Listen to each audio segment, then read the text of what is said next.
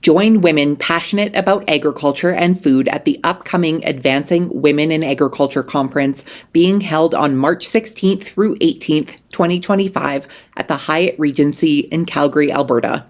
Re-energize and re-engage while listening to leaders in the food and agriculture industry tell their stories. Network and make connections while learning tips that will help you meet your goals. For more information and to register, head to the link in today's show notes.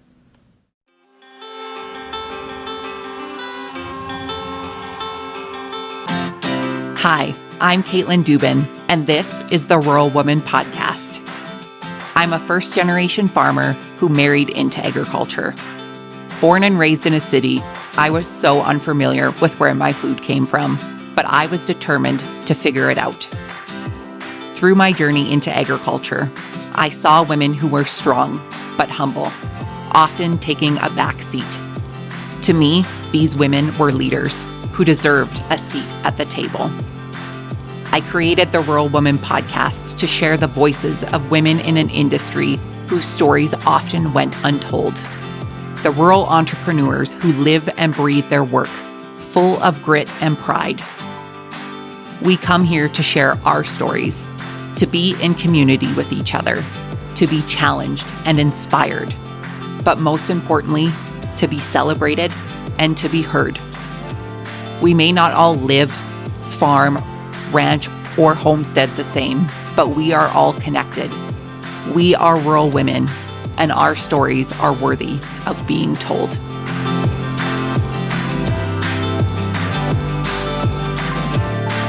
Hey everyone, welcome to a special episode of the Rural Woman Podcast. Today, you'll hear my mini interviews from the Advancing Women in Agriculture Conference East 2024. I am so excited to share this special episode with you all. Back in November 2024, while attending the Advancing Women in Agriculture Conference East in Niagara Falls, Ontario, I had the privilege of connecting with some truly inspiring and incredible women. I was fortunate enough to sit down with a few of the attendees of the conference to conduct these mini interviews. I hope you enjoy listening to these as much as I enjoyed recording them, and you get to hear a part of their incredible story. Without further ado, my friends, let's get to this week's episode with the special mini interviews from the Advancing Women in Agriculture East Conference.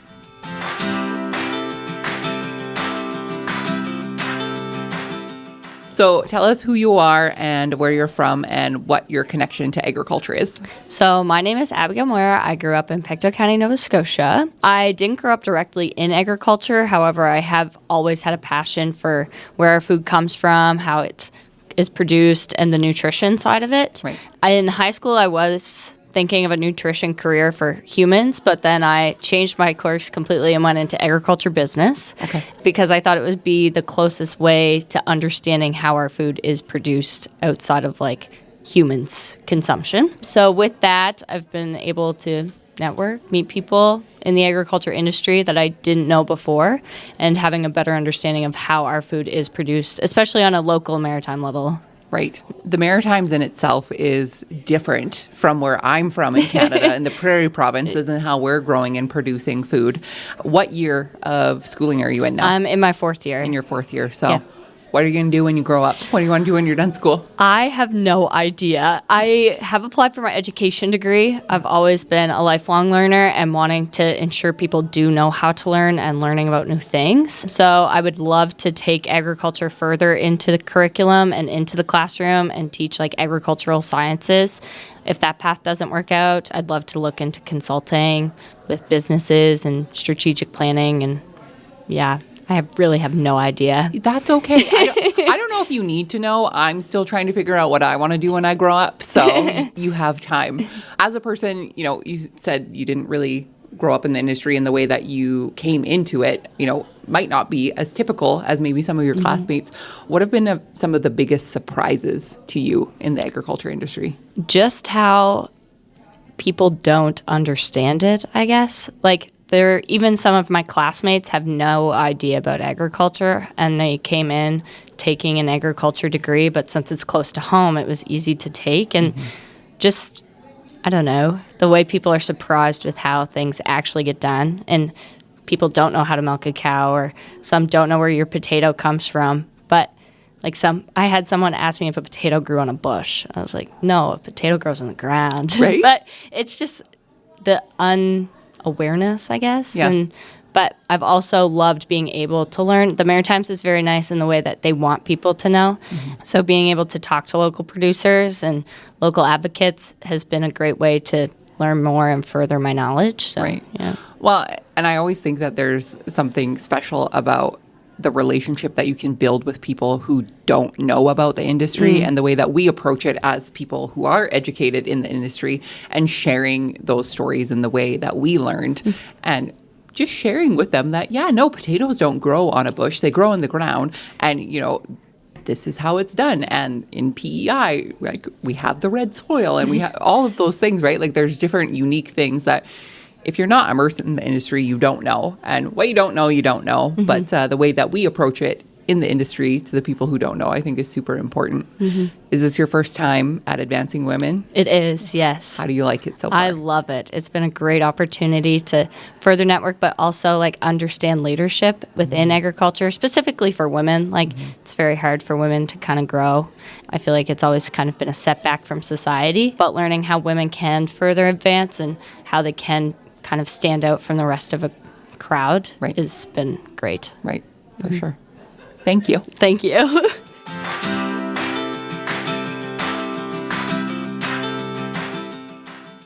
Tell us who you are, where you're from, and what your connection to agriculture is.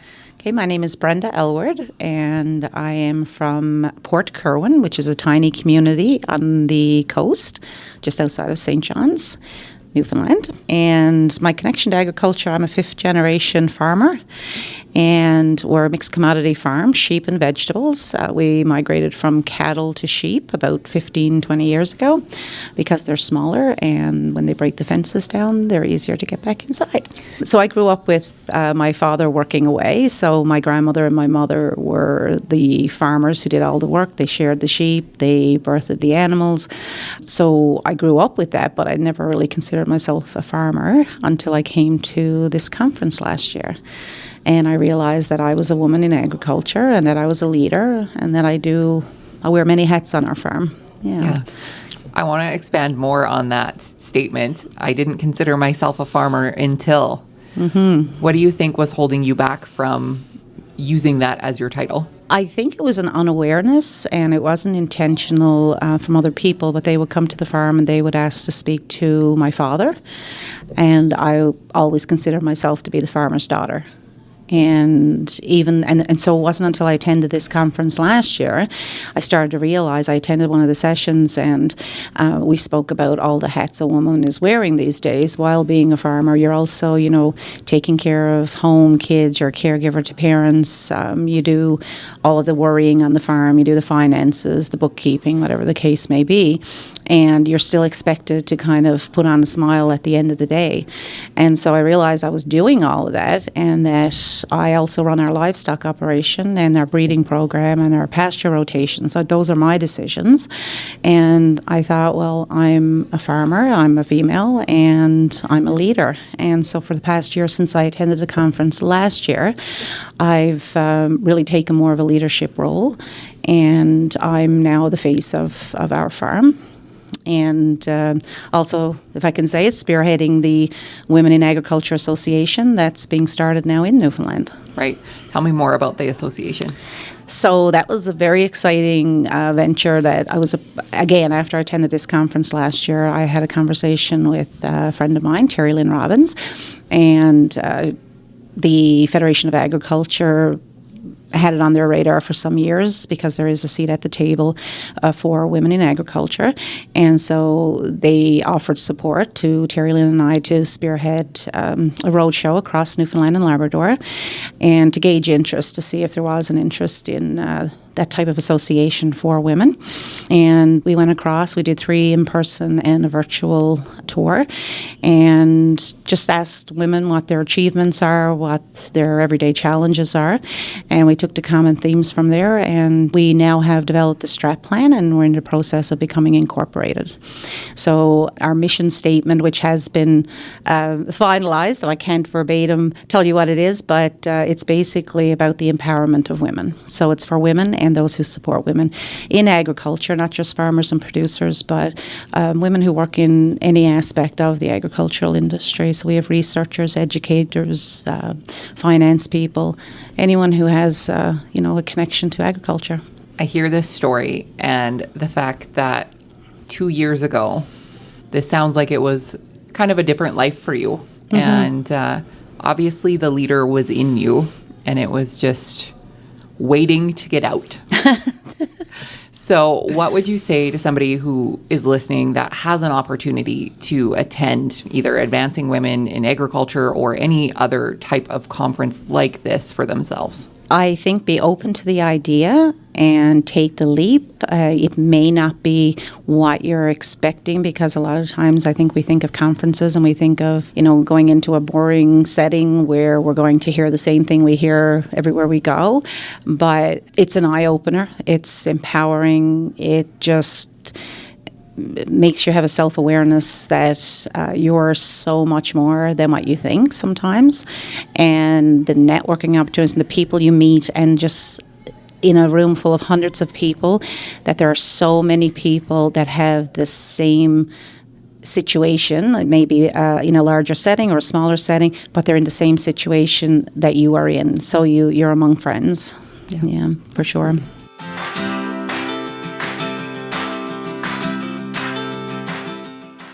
Tell us who you are, where you're from, and how you're connected to agriculture. I am Charlee Fox. I'm from Manitoba, but I'm studying at the University of Saskatchewan. I'm studying agribusiness.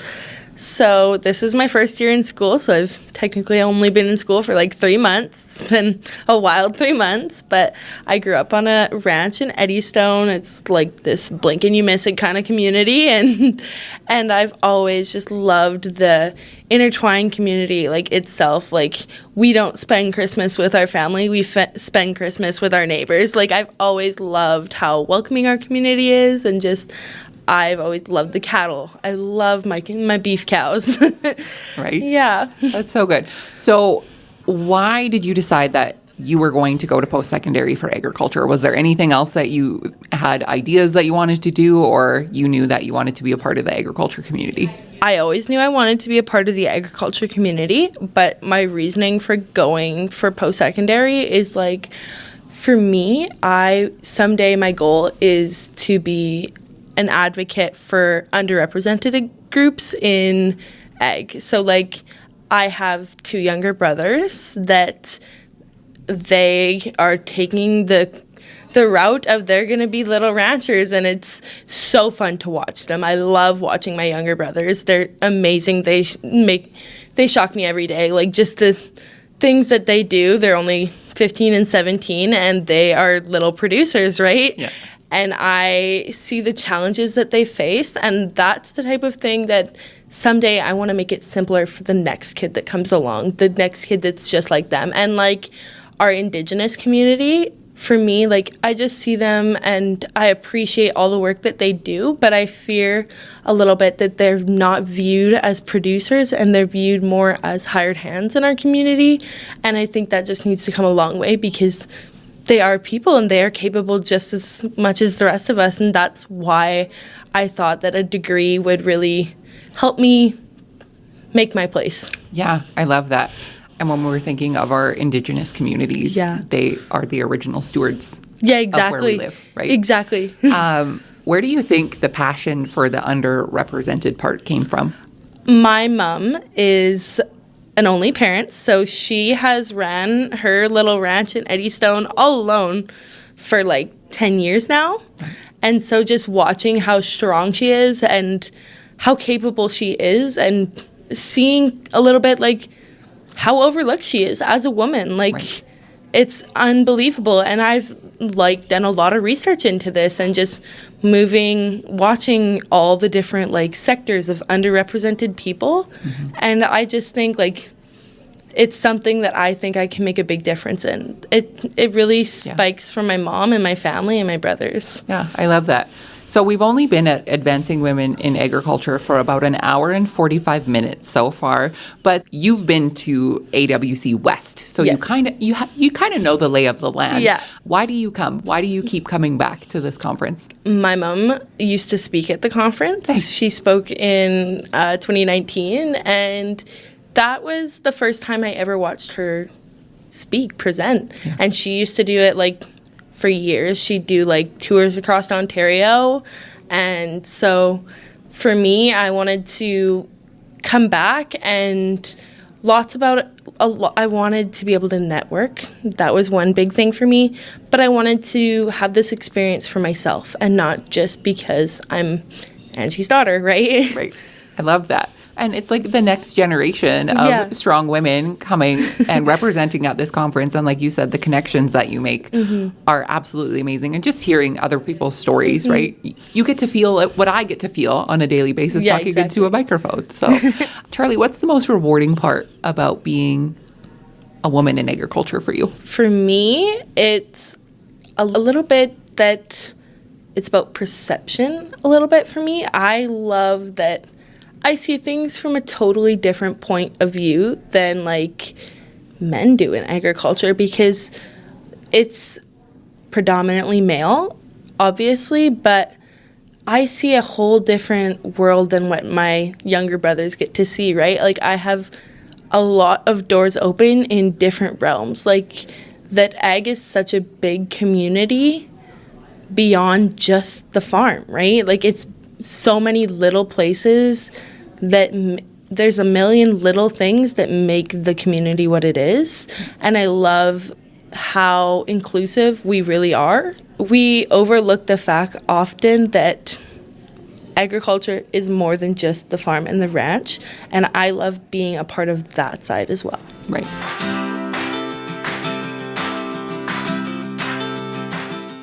Tell us who you are, where you're from, and what your connection to agriculture is. My name is Jade Lawrence. I'm from Port-aux-Basque, Newfoundland, and my connection to agriculture is, originally I started in livestock feeds, which led to me going to college for an agricultural program, which is new in Newfoundland, and now I work on a fruit and veggie farm in Newfoundland as well. Very cool. What drove you to be in agriculture? Why was this a career for you?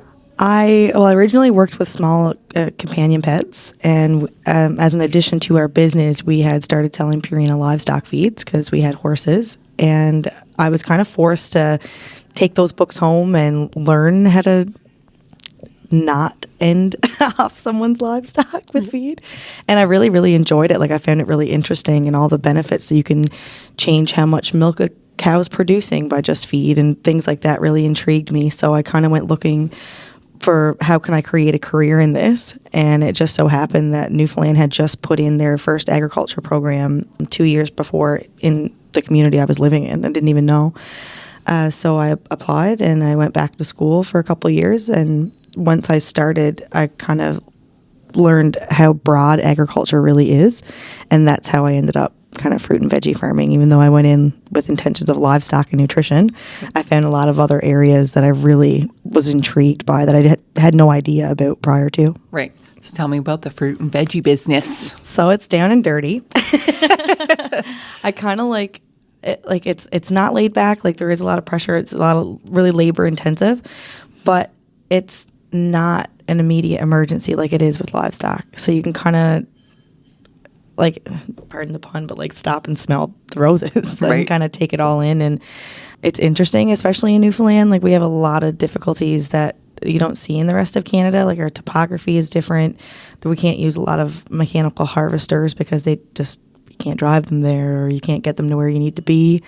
Our soil is not great. So like we were always preparing for years in advance with an endless amount of limestone or the acidity difficulties. It's tough, but it's interesting and it's fun.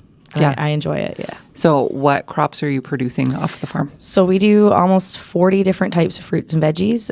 Mainly the big thing at the beginning of the season is our strawberry U-pick. And then throughout the season, we've got like our traditional root vegetables, blueberry U-picks. And then as we get further into fall, we get into our pumpkin festival. So we're probably one of the largest, I would say, like U-pick wise on the island. There's not a lot in general, but for West Coast for sure, we're kind of the hot spot for pumpkins this time of year. Very cool.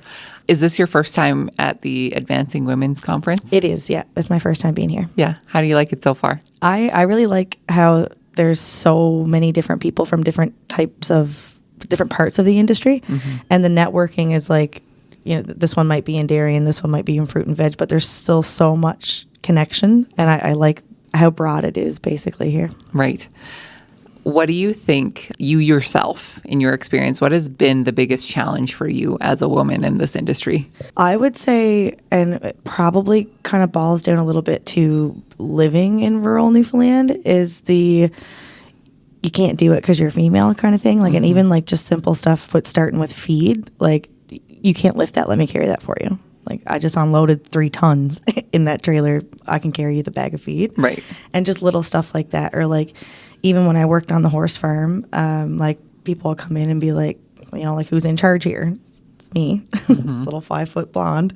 But Newfoundland's so old fashioned, and it's a big difficulty of you can't because you're a woman kind of thing. Right. So I find that to be quite difficult. But conferences like here, and we just started a Women in Agriculture in Newfoundland, I think that could probably break the barrier of that.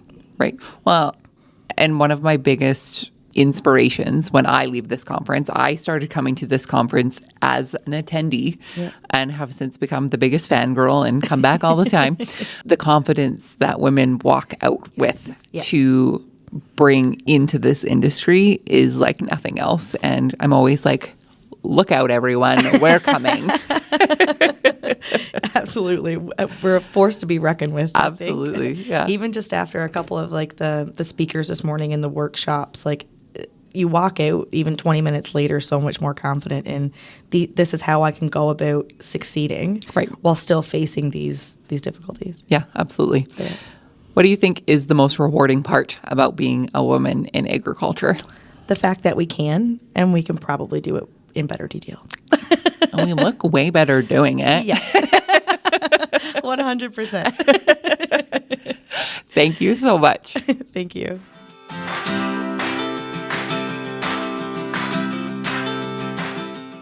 Tell us who you are, where you're from, and how you're connected to agriculture.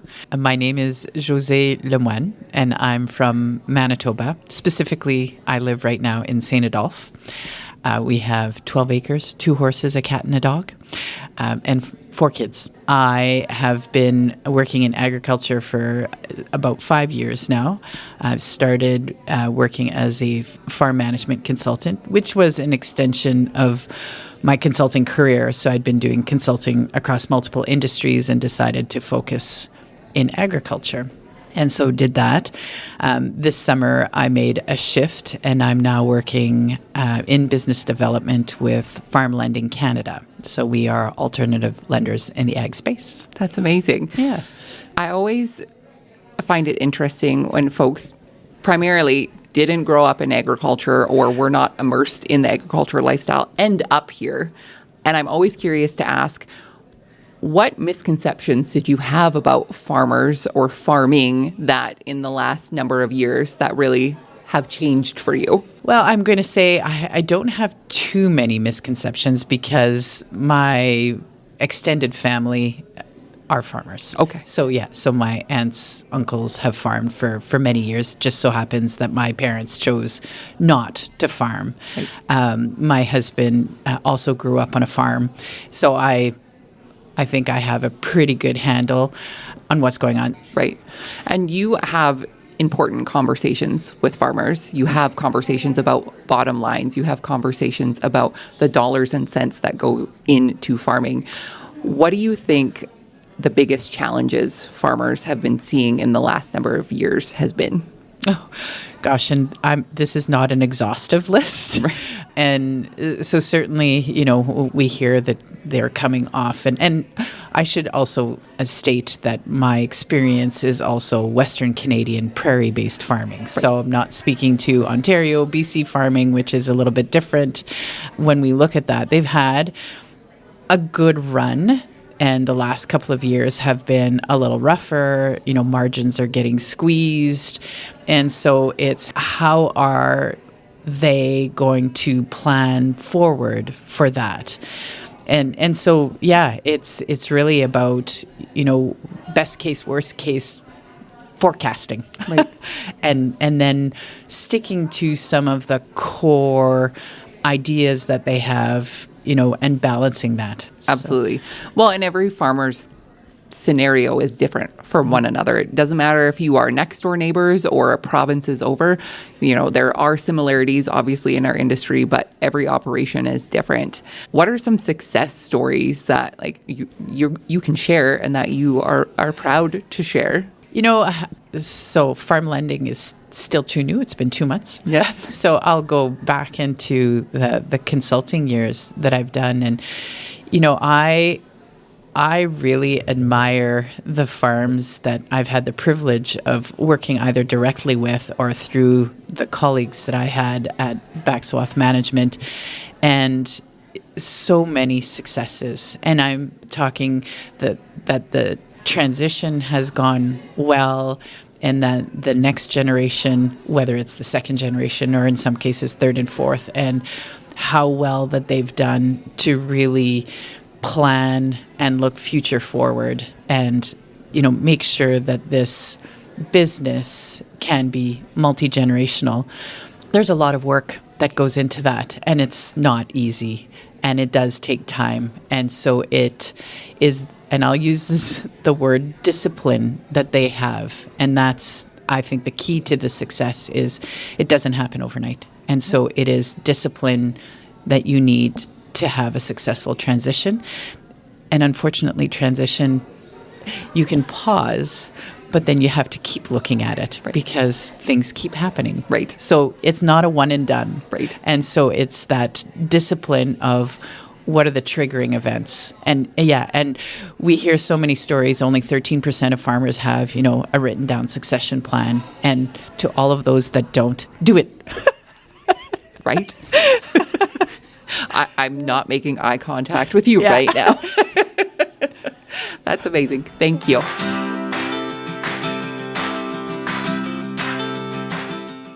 Tell us who you are, where you're from, and what your connection in agriculture is. So my name's Karla Rahn. I grew up just outside of Woodstock, Ontario. And the small town is named Drumbo. I live in Ottawa right now, but my connection to agriculture is I grew up on a farm, and I did farm myself for about 8 years, and I'm still in ag. Still in ag. Tell us about the farm you grew up on. It was a beef cash crop farm. My father one day decided to buy a farm. Generationally, he grew up, he had family in farms, but he was a teacher, and my mom worked off the farm. So, it was a whole new experience for all of us. So you mentioned that you farmed as well yes. for a time. Tell us about that. So I farmed, I had gone to Guelph, and I had started in wildlife biology. And then my parents were going to sell the farm, and I just kind of was like, oh, there's so much. I felt like there was potential there to do something. So I switched to agronomy and decided to take over the farm. Now, it was small. Right? Like it was a 100-acre farm, but we rented another 150. So it was, it's too small to go conventional, so I decided to go organic. But I was also interested in the idea of, nowadays it's called footprint. This was back in the 90s. So back then it was just more, we have an impact on everything that we do, and it's not linear. Right. And so for me it was, okay, I've got this small space. How can I make some money from it and do it in a way that I feel good for the future? Right. Tell us what you're doing now in agriculture, because you're still here.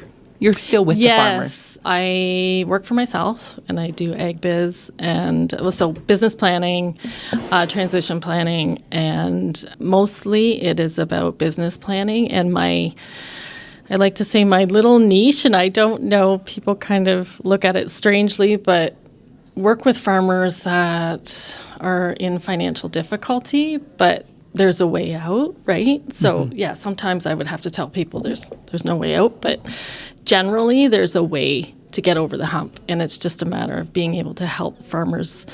You pull the options, and then they can build a plan around that and get out of that situation. What do you think is one of the biggest hurdles that you see commonly with farmers that are in that situation? Their head is stuck in the sand. One of the hardest parts is getting them to take action, but taking action for themselves.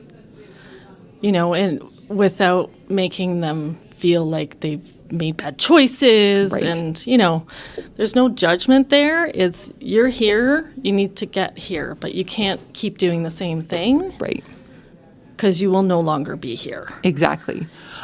And I like that, what you said about there's no judgment. Yeah. And I think it's really hard, especially I feel as though collectively farmers are very proud people in many ways. Yeah. And asking for help is really hard.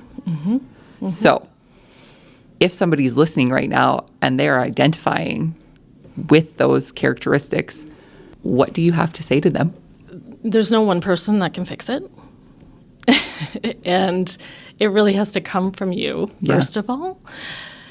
But a lot of the times when I'm working with farmers, I will need to recommend, have you ever thought of working with a therapist? Have you ever thought of working with a coach? Have you ever thought of working with, or the lawyer can do this and that, right? So it is about the advisor you're working with. Are they thinking while you're talking sort of, okay, this is outside my scope? Are they self-aware enough to know that it's outside their scope and they're getting the right person in at the right time to help that person develop and grow as a business owner and a farmer? So, and I think, in specifically family farming, there is so many complex relationships, and what you said, like there's no one person that's going to fix this. It's a team effort, and to accept that, to be vulnerable enough to know that, I need some help, and knowing that everybody needs help. We are not immune because we're farmers. No. Yeah, I think that's so important, but it's such a hard. One of my favorite things to say is people don't know what they don't know. And it's really about acknowledging that. Right. And I find when people are they're stuck in a situation, and I just ask a lot of questions, and have them sort of start talking and then build from there. Yeah. Because I'm not going to go in there and tell them what to do, but I'm going to help them get there. Absolutely. What's the name of your business? Ag Risk Managers Limited. Perfect. If people want to know more about this, where can they find more information online? agriskmanagers.com. About it. I don't have a huge presence. That's okay. You have a website though. Yes, we Perfect. have a website. We're going to link that in the show notes and people can see that. Okay, great. Awesome. Thank you.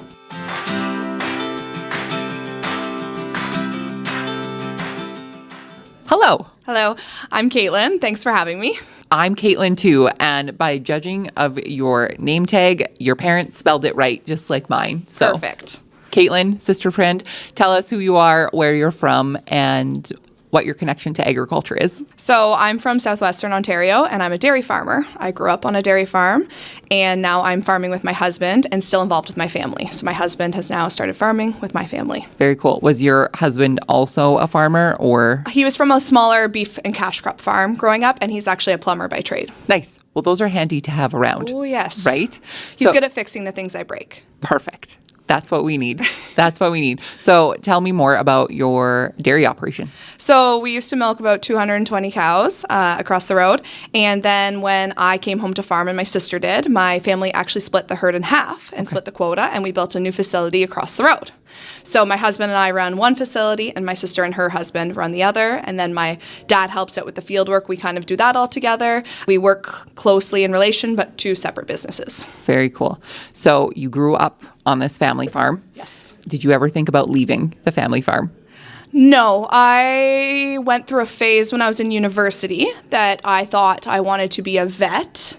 And then I realized I didn't like school that much. Like I just, there was a lot of other things I could do in the agricultural field that I would enjoy just as much with a lot less schooling. Very cool. Yes, and I'm with you on the schooling thing. It's like I can love cows, but in a different way on my own operation and doing it differently. And I think if I was like being raised now versus when I was in high school, I wouldn't have even thought vet in the first place. Like when I was in high school, I told my guidance counselor I wanted to go, vet, agriculture, and it's like farming. And she's like, you can do so much more with your life. Like it wasn't something that, like women didn't farm when I started. Right.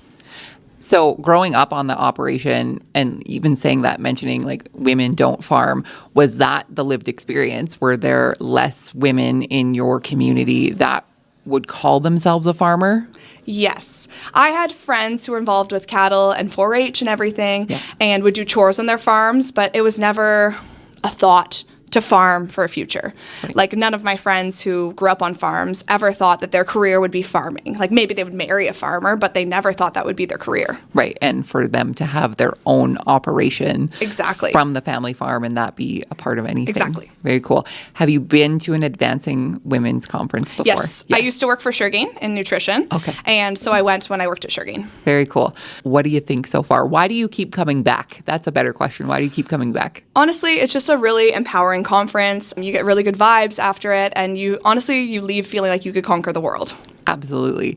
What are some things that you've learned from conferences, this one and previous ones, that you've been able to take and implement on your operation? Honestly, I think like a lot of it is about mindset and the mindset you go into places with. Like I remember the last time I was here, there was someone that talked about like happiness and how your mindset like causes your body to react. So I remember we had your arms out and they talked about like saying how your body feels what's right and what's not. So you would put your arm out and someone would push down as hard as they can and you'd say like, my name is Katelyn.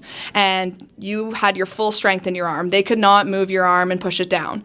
And then you'd say something ridiculous like, my name's Ashley or something. And the strength in your arm is gone. Like it's your mindset and the truth and like affects your strength and your body. Right.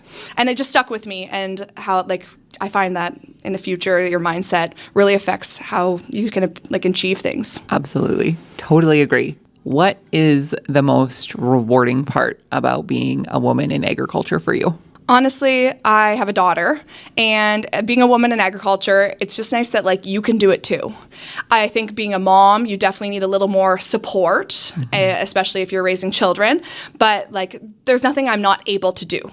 I am able to do all the tasks. I have the capability, and I feel like growing up, you didn't always believe that, and it's nice to know that like you are just as capable as them. Right, and teaching the future generation of women in agriculture that they can do it too. I love that. Thanks, Katelyn. Thank you. Join women passionate about agriculture and food at the upcoming Advancing Women in Agriculture Conference being held on March 16th through 18th at the Hyatt Regency in Calgary, Alberta. The Advancing Women in Agriculture Conference is created for every woman who is passionate about agriculture and food, whether you are a university student studying agriculture, a producer, entrepreneur, representative of a growers association, or corporate agribusiness. AWC has a proven track record of bringing women in agriculture and food together from across Canada and parts of the U.S. AWC is proud of the quality of speakers that are brought to the podium, including business experts, motivational and inspirational leaders, industry representatives, and farmers just like you. I'll be there hosting mini interviews at the AWC 2025 West Conference, so join us in sharing your story as well as learning from other amazing women in agriculture. For more information and to register, head to advancingwomenconference.ca or the link in today's show notes.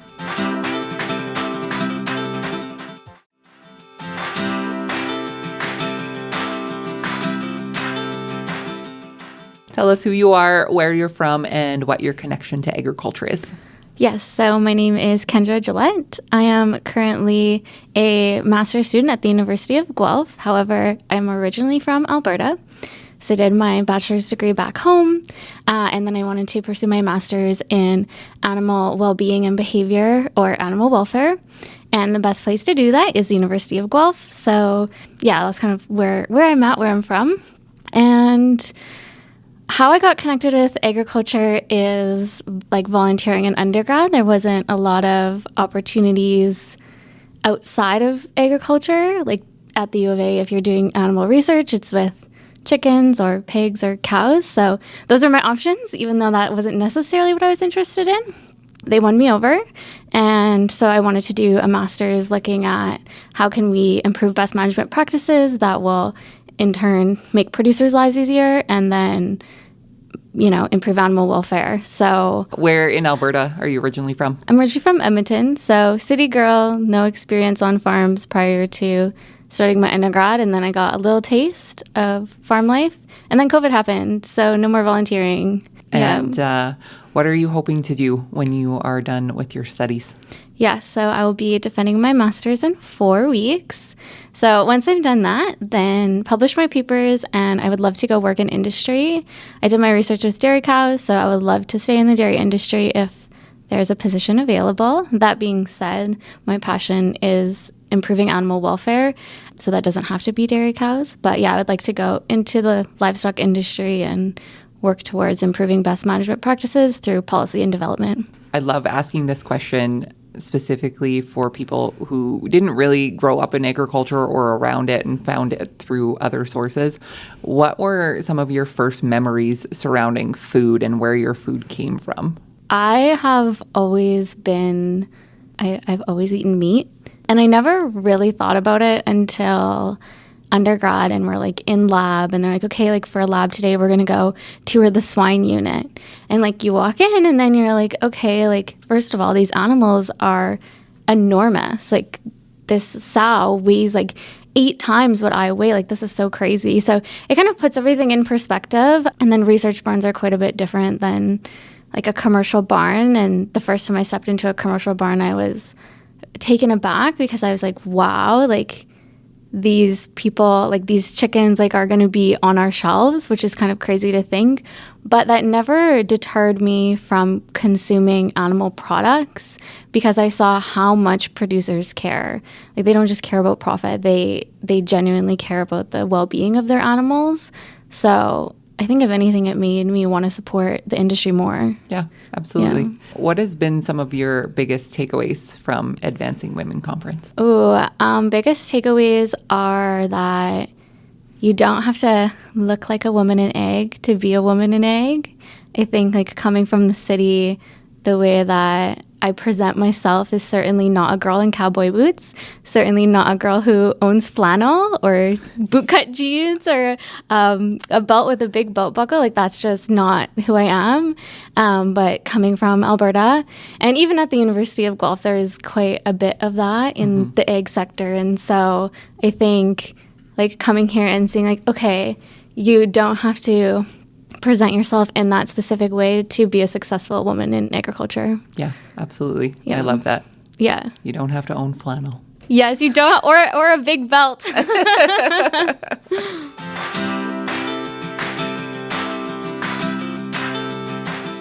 Tell us who you are, where you're from, and what your connection to agriculture is. Hello, Caitlin. I am Lorraine Van Ewyk, and I am a farmer in southwestern Ontario. We raise sheep. We also have a value-added product, so we have a bakery on farm along with our farm store. And my connection to agriculture is kind of multifaceted.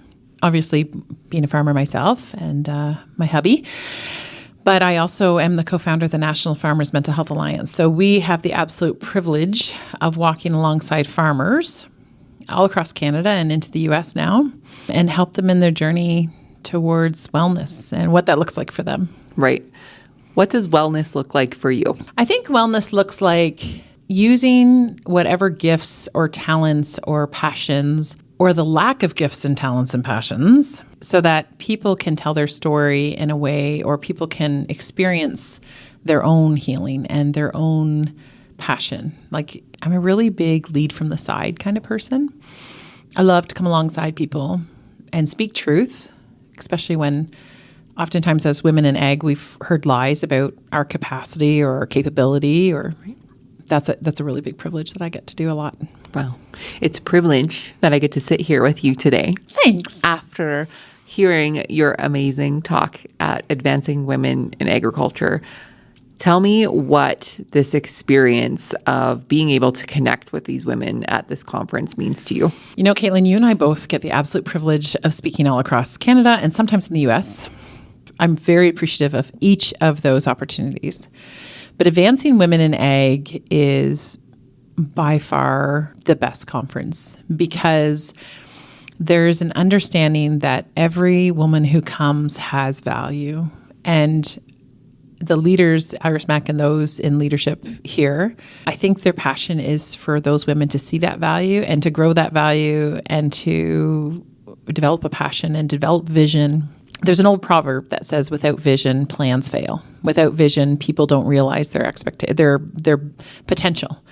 And I think one of the things that Advancing Women in Ag offers us is an ability to really create vision, to grow our sense of potential, and to see other women who have gone before us, and for us to glean a little bit of wisdom from them. Yeah. I love that what you said is the women that came before us, because I myself came to Advancing Women for the first time as a very new, fresh-faced farmer and not really understanding what you said about my inherent value of my operation and really of what my place in agriculture was going to be. And when I left, I didn't know exactly what that was going to look like quite yet.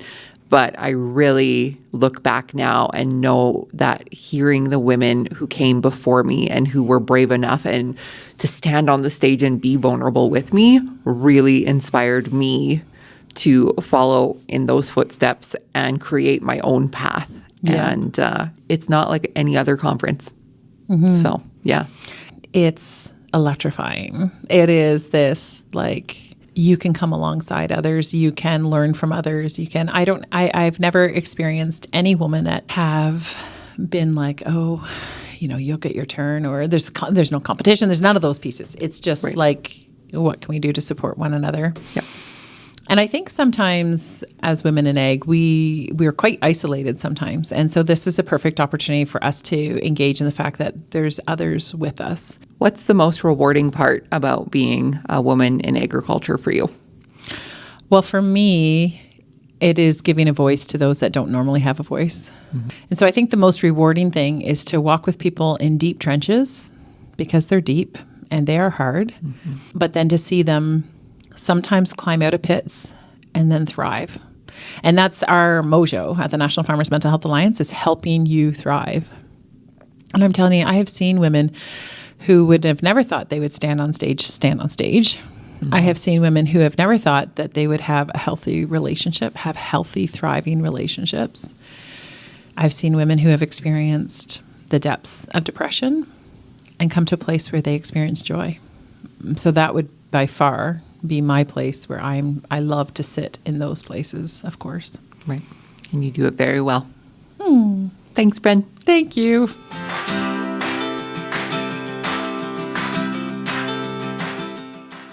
All right.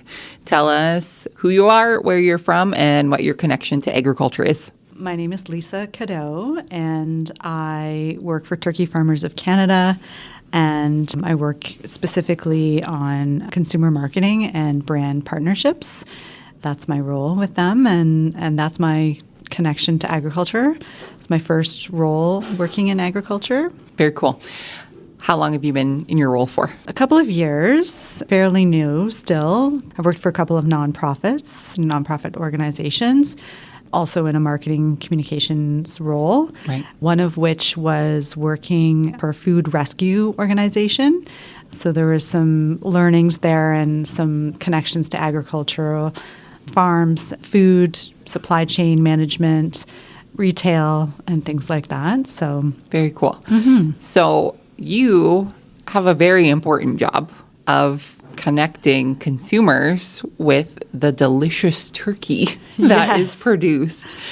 So tell us what kind of your everyday role looks like. Well, it's a big job because, as you know, there's other proteins in the market, but we think turkey's the best. And we focus on making turkey a choice for consumers that they feel they can make for the everyday, not just on special occasions, but for different occasions in their life. So for summer grilling maybe would be a great option for turkey, and other occasions that, maybe are for new consumers to the country, new, consumers that are new to Canada, multicultural audiences that want to find protein they can substitute for traditional recipes and make it their own in Canada. Very cool. Is this your first time at Advancing Women's Conference, or have you been here before? First time at the Advancing Women's Conference, and I love newbies. Yes. What are your thoughts so far? It's been really inspiring and a great way to connect with other women who work in agriculture. So far, I've been really enjoying the connections I've made and the people I've met. The speakers have been very knowledgeable and inspiring. So far, it's been fantastic. That's amazing. I always look back at when my first time at Advancing Women was, and I'm a grain producer from Southern Alberta, first and foremost, before I ever spoke into a microphone. And I always say it was really pivotal for me for what I do now in making those connections and networking. And myself, I didn't grow up in agriculture. I came through marriage, learned to love farming along the way. How has it been for you? Obviously, you worked in a food capacity beforehand, but being able to work with farmers more directly now and marketing their products, how has it been for you in being welcomed into this industry? Has it been an easy transition, or were there struggles along the way? The industry is very open and welcoming, and I think it's been a learning experience. It's been quite an education because you get to learn so much more being close to not only organizations that represent farmers, but the farmers themselves, boards, other types of regulatory groups that work together to support our supply management and, retail, all the arms that work together to take the food from the farm to your table. Yeah. And there's a lot that happens in between that a lot of consumers don't know about. And I think it's really important to understand where your food comes from and to know that we have a really strong supply chain and supply chain management in Canada. And that is really important because it's a privilege and not every country has that. That's why we have boards and we have regulatory bodies that oversee those things to make sure our food is safe and that it's abundant and, there's checks and balances and things like that and not an oversupply or an undersupply. So those are all things that I learned when I came into the industry that hadn't really been on my radar and didn't know, what I know now. And I take the opportunity every chance I get to talk to people about what I've learned and still am learning in this process and in this position. Yeah, so I love that. If you get a chance while you're here, you have to ask Iris Meck about her turkey story because she told us her turkey stories this morning. Okay. So you'll have to go Iris, ask her. I will find her and ask about the turkey story.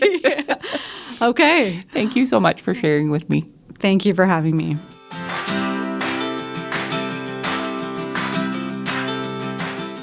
Tell us who you are, where you're from, and how you are connected to agriculture. Yeah, my name is Lydia Conrad. I'm from Mount Forest, Ontario, and I'm connected to agriculture through, I guess, where I'm from. Some of my family also has farms, and I'm also getting an education in agriculture. So I did my undergrad in animal biology, my master's in animal behavior and welfare, working with pigs, and now my PhD in, again, animal behavior and welfare, looking at heat stress in dairy cattle. So I work with commercial producers on farm every day. Yeah. That is very connected to agriculture. So you had mentioned, farm adjacent growing up, but did you have a connection with farms, with hogs, with dairy cattle? I think I lived on a hog farm until I was about 8 months old. So not really. Yeah. But my mom's best friend had a dairy farm, and I would often go originally to look at the barn cats. And then one day it just kind of clicked. I'm like, wow, the kittens are cool, but look at these cows. Right. Like, this is really neat. I love that you said that. I didn't grow up in agriculture, and my family adjacent, not super connected.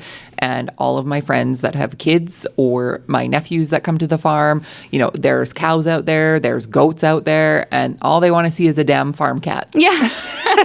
The farm cats and the farm dogs Yes. are like the true MVPs. Right. Yeah. And I think it's because as a city kid, like you can connect with those animals more than like maybe a scary cow because they're kind of big. But Yeah. I love that. So what was it about livestock that really drew you in to make you want to do your schooling with it? Yeah, so originally I thought I wanted to be a vet, like everyone else at Guelph. And then I started doing research. I was volunteering on a calf nutrition research project. And honestly, like I hated the research component of that project. I don't like nutrition at all. But I loved working with the animals and just the idea of trying to do research to make the industry a better place for the animals is what really drew me in. Like, I'm not a vegetarian. I eat meat every day. But I was like, we're using these animals, let's try and give them the best possible life. And so that's just kind of how I fell into animal welfare. And then trying to bring the new research that can create these policies is really important to me. Very cool. So is this your first time at the Advancing Women in Agriculture Conference? It is. Yeah. I was selected for student sponsorship, which is really great. I love that. And I love that program and the ability for you to come here and be in a room with these incredible women. I think I'm biased, but like I think it's such a great opportunity for people really of any age, but for students in general to see all of the different opportunities that are out there in the agriculture industry that's not necessarily being a farmer in overalls standing in a field. Oh yeah, like last night we were talking to some ladies that do like oil for human consumption. And I was just like, my brain doesn't even like think of that when I think of agriculture because I'm so like farm focused. Right. So it was great. And even my sponsor was Turkey Farmers of Canada. Yeah. And I haven't done anything with turkeys, but just getting in contact with them, like it's so great to have the connections. Yeah, for sure. What has been your biggest takeaway from the conference? I went to my second session. The workshop was about like different profiles and personalities, about like director, thinker. Yeah, thank you. Director, thinker, these 4 different types of personalities. And just learning like what I was based off a personality assessment we did beforehand was really interesting because I'm like looking at personality traits being like, oh, my advisor's this or the postdoc is this. And like I can just picture it. And then all of a sudden I was like, oh, that's me too. And I hadn't really thought about like where I fit in, but I could see everyone else. And I just think it was an eye-opener. Right. Well, and it's a tool that you'll probably use moving forward in your everyday career and, you know, how you make decisions based on, you know, places that you work, people that you connect with. Exactly. Experiences you've had, like all of that. Yeah. Very cool. Will you come back again? Yeah, absolutely. Yeah. Awesome. Yeah. Tell us who you are, where you're from, and what your connection to agriculture is. Thank you for having me. So my name is Madeline Warburton. I originally grew up in Ontario. I then spent many years in Montreal where I studied nutrition and I became a nutritionist, but I also did a minor in ecological agriculture. And I was heavily involved at the university during my bachelor's degree, sort of with the agriculture initiatives on campus at that time. I had a really good friend, a shout out to Valérie Tupin-Dubé, who started a farm-to-school agriculture program at the university at the time. And we also did like a fully functioning market vegetable stand that was done by university students. So that's where my interest in agriculture came from, but my background, of course, is more in nutrition. And I became a nutritionist, and then I decided that working in a hospital through a global pandemic was not for me, and that even once the pandemic was over, I wasn't going to be able to continue working in that atmosphere. Yeah. So I went back to grad school in food science, and I just completed my master's degree and went into my PhD. So I'm now working on developing like a mouth-dissolving film, a little square, kind of like a postage stamp, that will be a vitamin supplement, and it's made from faba beans. That's incredible. That is we could talk for hours on this. We only got 4 minutes.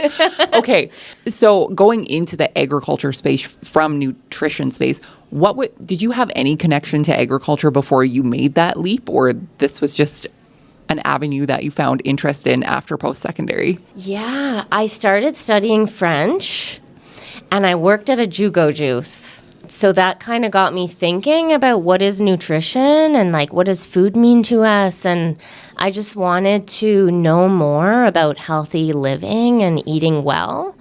And so that's what got me studying nutrition. And then from there, I was just exposed to agriculture at the campus I was at. Very cool. And so no background in agriculture or nutrition, nothing like that. Very cool. So tell us what you can preliminary about the product that you're developing. Essentially, my master's degree, I already worked with the material I'm working with. It was originally designed as a biodegradable packaging material, but it's edible.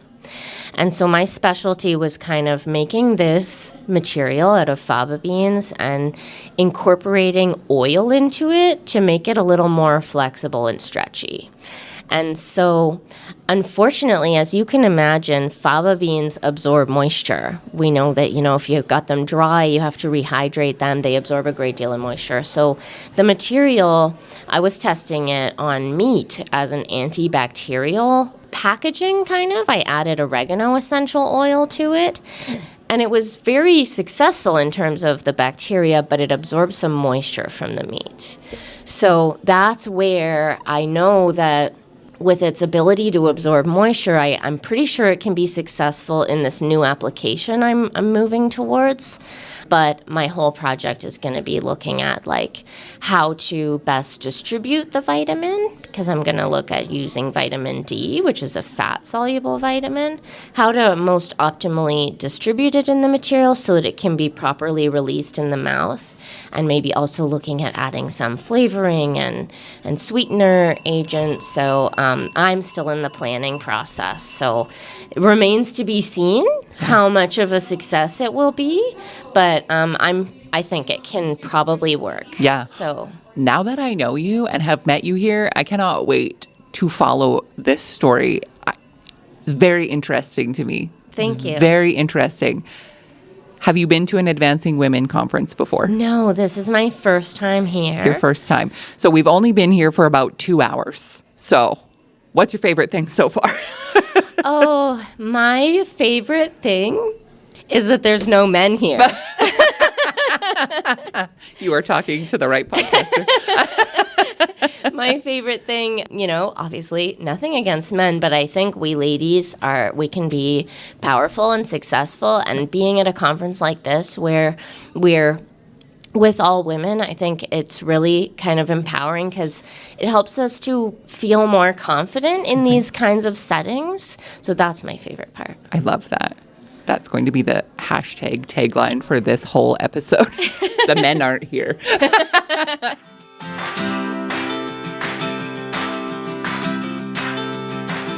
Tell us who you are, where you're from, and what your connection to agriculture is. Oh, great. Hi, I'm Maureen Geddes. I'm from Chatham, Kent, Ontario. My connection to agriculture goes back to childhood, spending summers on the family farm in the Saskatchewan Prairie, a few weeks every summer, that is, and also working on fruit and veg farms, growing up in the area all the way through to high school. And I've taught at the University of Guelph at the Ridgetown campus, so worked with a lot of Aggies for a number of years, and I've had many agricultural clients. So I work right now with Farm Lending Canada, do their HR work for them and a lot of recruiting. I work with Tagonic Enterprises, which is a farm on a First Nation here in southwestern Ontario. And I just love all things food, and especially whole, healthy food. Yeah, absolutely. You have many hats that you have worn and still do wear in the agriculture industry. Yeah. What do you think is the most rewarding part about being a woman in agriculture? The connection to people and land. I find it's just feels very real. You can be a full human, and around anybody in ag, it feels like a very at home and earthy place for me. And also it's got everything to offer. All the technology changes are coming fast and furious, and there's just so many opportunities to get not just more efficient and more productive, but also to do better, to be with more regenerative agriculture, to take better care of the land, with having to feed more people. It's a critical step going forward, I think. Yeah. So just what's rewarding to me is to have all of that in one place, to have what feels, ethical, moral, engaged, productive, and community. Really good sense of community in ag. Yeah. Community is my favorite part. That's the big part. Right. If I had to pick just one, it would be community. Yeah, absolutely. Yeah. Is this your first time at the Advancing Women Agriculture Conference? It is. And I actually spent about 20 years of my career going back and forth across mostly Canada and other countries, teaching gender in workplaces and diversity and inclusion issues and changing demographics of the workforce. So I'm not new to it, but it's been going for a few years in this sector, and it's the first time I got here. So that's awesome. Yeah. What do you think so far? I love it. Yeah. What I'm excited about is you've got the different workshops and that are timely and relevant, and people are engaged on subject, and people are adding to it with their own, like, what are we doing about this? And I think we're in very challenging times when we look at, the environmental issues, the financial issues, the succession planning to transition to keep family farms in the family. From every direction, there's so much happening in the global changes, especially with our neighbor to the south, and so much unpredictability that can come from any direction. And I'm really encouraged by people coming together from all different parts of the industry and really asking each other questions and getting to know each other. And I think that is a really healthy step.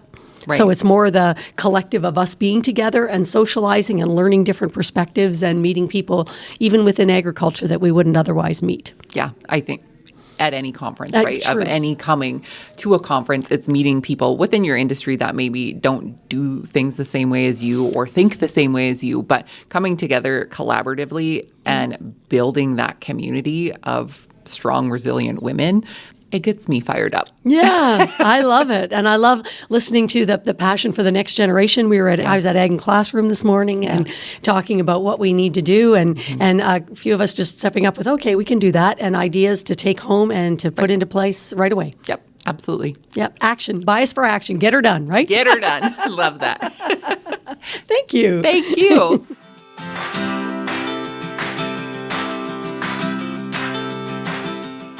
Tell us who you are, where you're from, and what your connection to agriculture is. My name is Rimsha. I'm here from PEI, Charlottetown. So Prince Edward Island is the smallest province in Canada, and our biggest crop over there is potato. And most of the potato to Canada, we are, like Prince Edward Island is, exporting all the potato to Canadian and some of it to US. Basically, I came to Prince Edward Island for my master's. I'm actually a soil scientist. I did my undergrad in soil sciences, and then I wanted to study environmental sciences with the perspective of agriculture. So I started my master's at University of Prince Edward Island. But then once I was involved with my research there, and I used to go to different farms for my research trials, when I came to Prince Edward Island, it was not my plan to stay there. I was thinking to go back to my country because I'm originally from Pakistan. But then when I was involved with agriculture there, and I used to go to farms for my data collection, and I see how the agriculture works here, farmers are really nice to work with, and also they are not that rigid. If you are telling them this is a sustainable option and this is a good option for your agriculture and the soil, they would be happy to take a chance and they would happy to listen to you. So that was very interesting for me because I had that experience in my back home with my farmers. They would not adopt the sustainable option or environmental option into their traditional practices very quickly. So I really enjoyed working with them, and I liked my master's there, doing my master's there. So I stayed there, and I got a job from the university as a research assistant. So then I realized that if I want to work with farmers more, it should not be a research or academia. It should be something where I can be to their farms, I can connect with them directly on a real time, not just the research, but the real issues they are having where they need help. So then I joined PEI Federation of Agriculture. So right now I'm working with PEI Federation of Agriculture as a climate action specialist. I am running the federal program on-farm called On-Farm Climate Action Fund there for the Prince Edward Island. So basically I am providing funding to the farmers and helping them for their knowledge transfer, building capacity, resilience, and to choose and adopt sustainable options for their agriculture businesses. My office, my colleagues gave me this idea that if you want to pursue your studies and want to go for the PhD, that would be a good idea. So with my job right now, I'm also doing part-time PhD. That's with federal government and Dalhousie University. So that's also in the soil science. What was it about soil science that was interesting to you? Why did you want to start researching that? Why was that your field of study? Yeah, soil science is a very, very broad subject. But if I talk about to a specific thing which I'm into, if you talk about agriculture, soil is the base, right?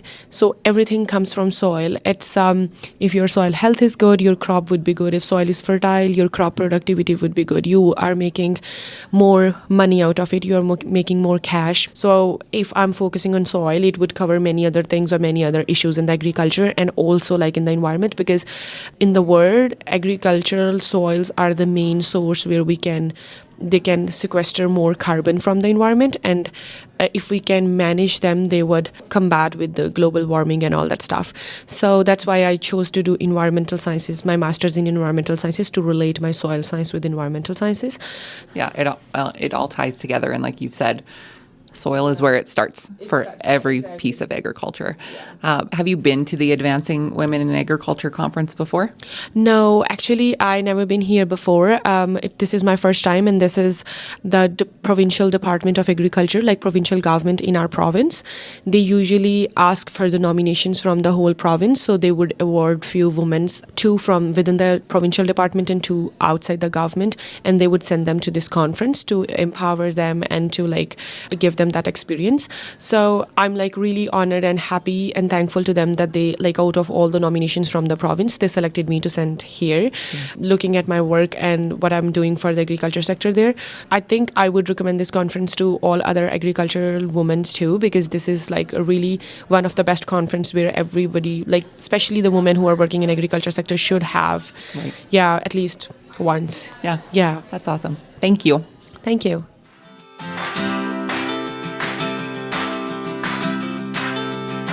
So my name's Sharon Wright. I came here from Newfoundland, and so my connection to agriculture actually starts in Ontario. So I was raised on a farm in southwestern Ontario. I went to Guelph, got my Bachelor of Science in Agriculture, and then I've worked in the agriculture industry ever since. I was first in feed business, selling feed in Ontario. And then 20 years ago, we moved to Newfoundland, and I was fortunate to get a job with the government there in the agriculture division. I was there for, 11 years. And then just a little while before I left there, my husband and I bought a farm in Pasadena, Newfoundland. So it was an existing farm. So we were fortunate enough to be able to buy that, and we still have that, so we're 10 years in now on that. And 5 years ago, I took a position at our local college, started an agriculture technician diploma program. Okay. And so I was hired to do course development and instruct, and I'm still instructing there now. So that's amazing. You are a lifelong learner in the agriculture business. I am, yes, and connected for my entire life now. Your entire life. So tell us about the home farm. Where did it all start for you? So the farm I grew up in, is a little place called Thorndale, so just outside of London, Ontario. It was your typical mixed farm of the 70s and 80s. We had a small dairy herd and a small bunch of pigs, and every summer we raised some chickens, and enough, 150 acres, so enough land to grow feed for those animals, basically. Yeah. My older brother actually kind of moved into more of the whole, sort of I'm going to take over the farm when the time comes sort of situation. And to be perfectly honest, I wasn't sure that I wanted to be certainly a dairy farmer, because I always thought, growing up, we're kind of tied down and everything. But anyways, when I finished high school, I, like many people, thought I wanted to be a vet. So I went to Guelph, and then I started in agriculture, and it didn't take too long before I said, no, this is where I'm going to be. I'm going to be in agriculture. So I got have a major in animal science and minor in ag business, and got my degree. So. From your time on the family farm to the transitions that you've made provincially, as well as different positions that you've had, what are the changes that you've seen for women in general in agriculture? So when I first started out, when I graduated from university, which would have been in 1990, I started selling feed, and it was a tough go. It was a really tough go. And when I hear people talk now, and especially when women start talking and they say, well, the salesman comes and they're looking for my husband and that kind of thing. And I thought about that the other day. I thought, well, at the time that I was selling feed, the husband was the only one making the decisions. There was no female farmers for me to even call on. Right. I didn't usually see the wife or anything unless it was maybe she was just helping out in the barn for a little bit. But most of them, which is probably still the case, a lot of them are working off farm. Or, they would just come in milking time or whatever. Or they would say to me, I don't make any of the decisions. You have to talk to him. Right. And so now it seems like, we have more women who are the farmers and the decision makers, and now we're running into that where somebody comes on the farm and says, I want to talk to the farmer, your husband, whatever. On our farm in particular, I find that the salespeople that call on us, they'll talk to me the same as they'll talk to my husband. Like, they don't come in specifically asking for him. I think that's a bit of a change. Like, for us, one of the big transitions that we made, and this is a personal transition, is that I came from a farm that was mostly livestock.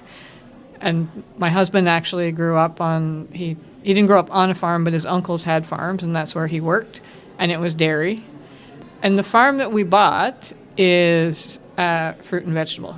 Okay. So, it's a big change. That was a big transition for us. There's a big learning curve there. So we had a lot to learn, and made a lot of mistakes in the beginning, but we had a lot to learn. So that was a big transition for us too. Yeah.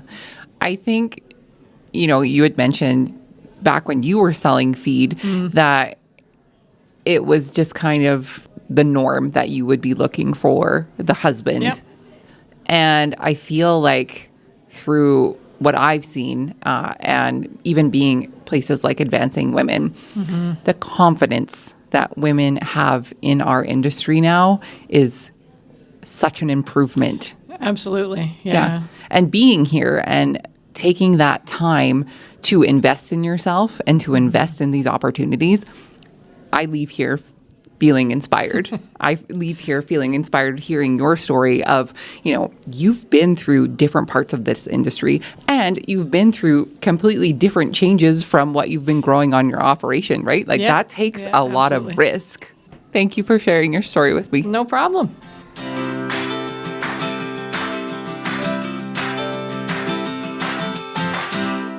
Tell us who you are, where you're from, and what your connection to agriculture is. Okay, so my name is Taylar Austin. I'm from Pictou County, Nova Scotia, and my connection to agriculture, it's kind of come through my education. My family has a small hobby farm, but I really got into agriculture through attending Dalhousie's Faculty of Agriculture and just through my courses that I've been taking. Very cool. What drove you to want to go to school for agriculture? So I originally wanted to go to vet school. I've kind of changed my mind since then, but yeah, taking the courses has really gotten me interested in agriculture itself. I didn't have a lot of background in it beforehand, so the education piece is really what has gotten me into it. Cool.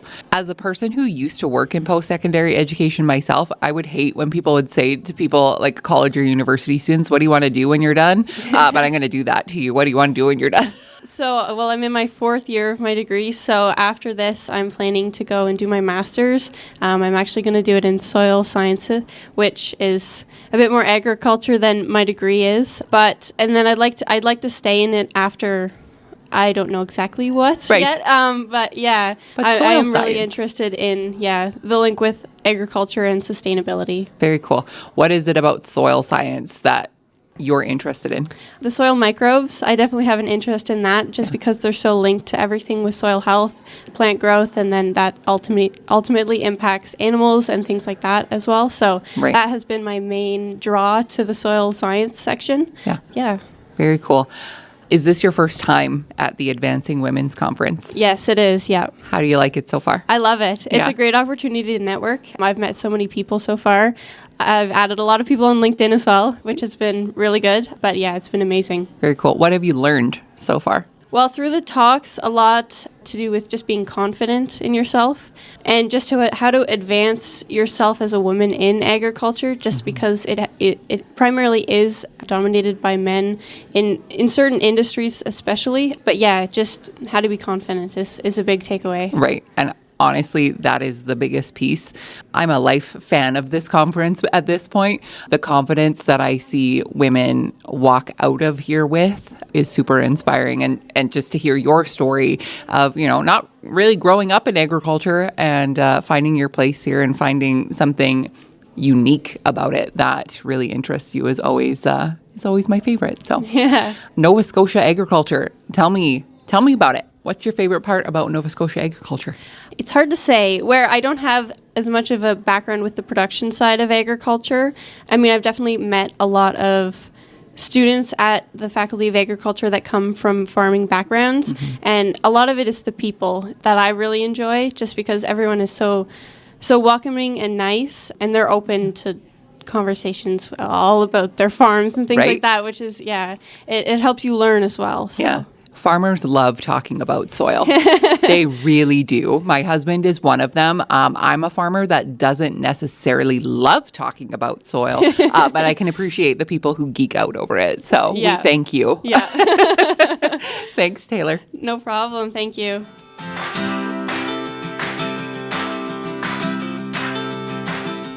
Tell us who you are, where you're from, and what your connection to agriculture is.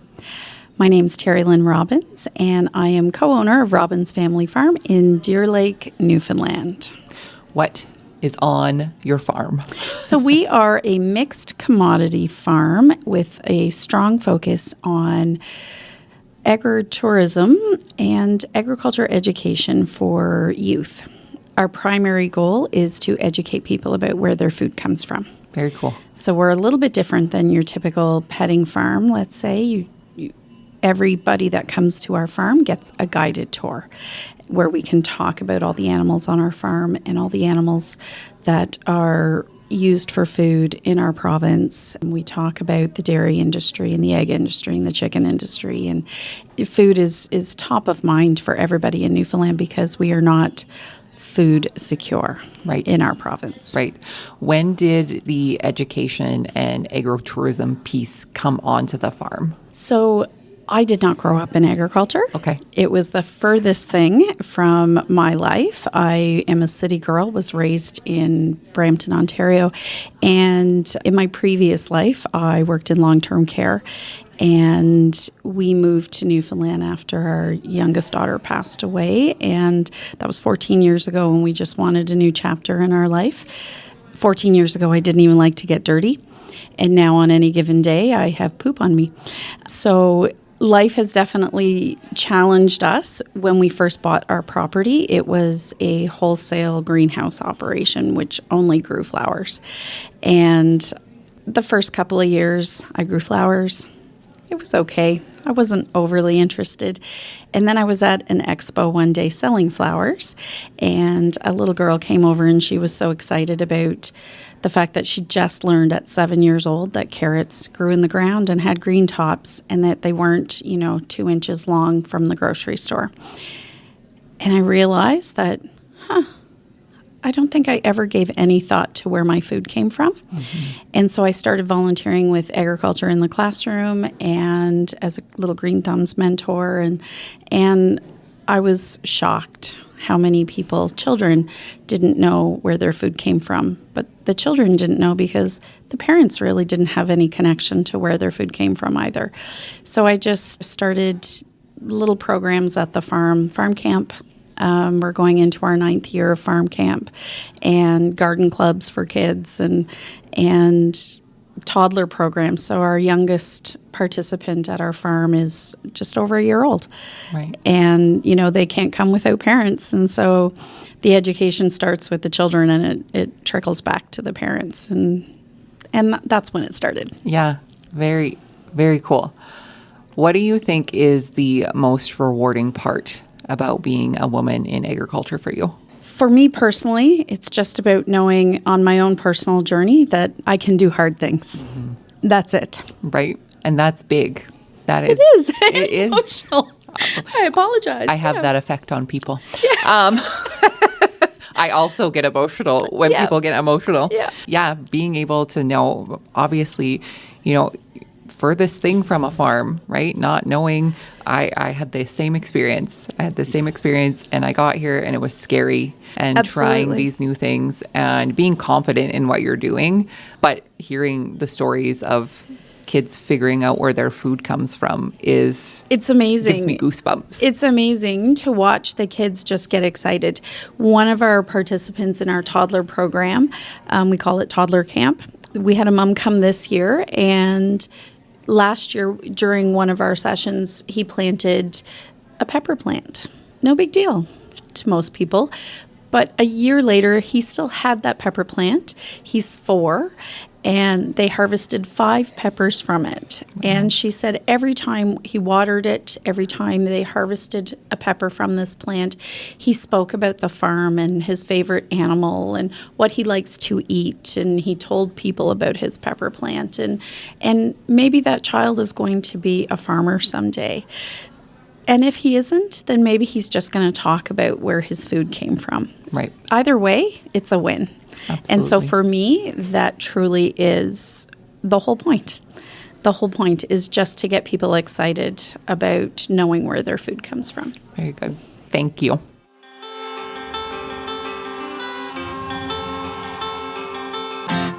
Thanks for listening to the Rural Woman Podcast. The Rural Woman Podcast is more than just a podcast. We are a community. A huge thank you to the Rural Woman Podcast team, audio editor Max Hofer. A special thanks to our Patreon executive producers, Sarah Riedner from Happiness by the Acre and Carrie Munven from Laystone Farms. To learn how you can become a Patreon executive producer or other ways to financially support the show, head on over to wildrosefarmer.com to learn more. Be sure to hit the follow or subscribe button wherever you listen to the podcast to get the latest episodes directly on your playlist. And if you are loving the show, please be sure to leave a rating and review on Apple Podcasts or any other platform that accepts ratings and reviews.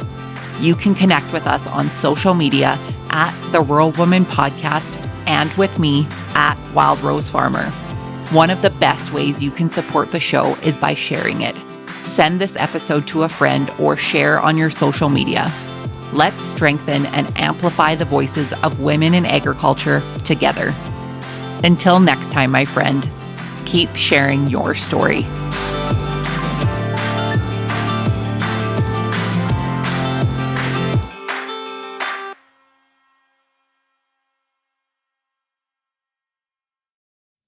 Did you know that you can get this same great episode of the Rural Woman Podcast ad-free?